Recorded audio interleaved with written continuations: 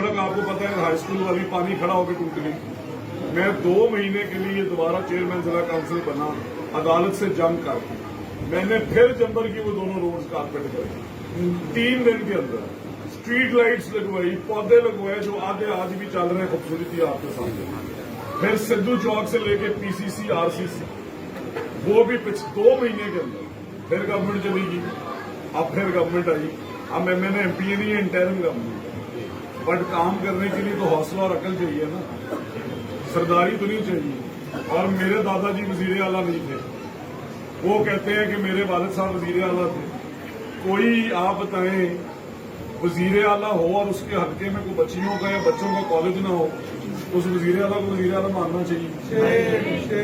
अगली बात आप ये बताएं कि वहां आदन को आप सब जानते हैं, आदन की क्या चीज मशहूर है? तो जिसने अपने गांव के बच्चों को शराब की भट्टियों पे लगा दी है, क्या वो तालीम दे सकता है? नहीं।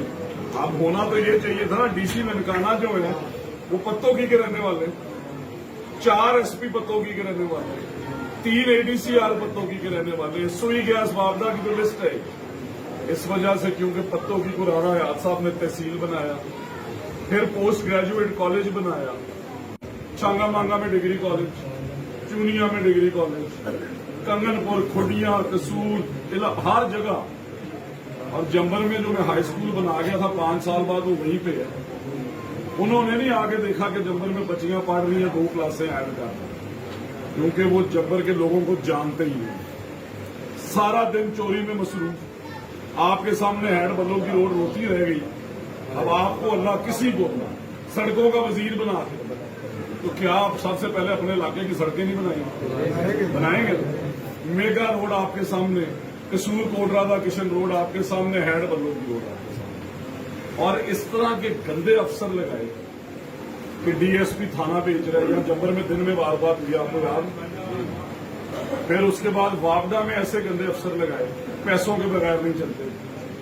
यहां पे जंबर की जितनी म्यूनिसिपल सर्विसेज है, आप देखेंगे मैं सिर्फ 2 साल 5 साल के लिए बना था, 2 साल बाद इमरान खान ने घाटे की। जंबर में पहली दफा रूढ़ियां किसने उठवाई?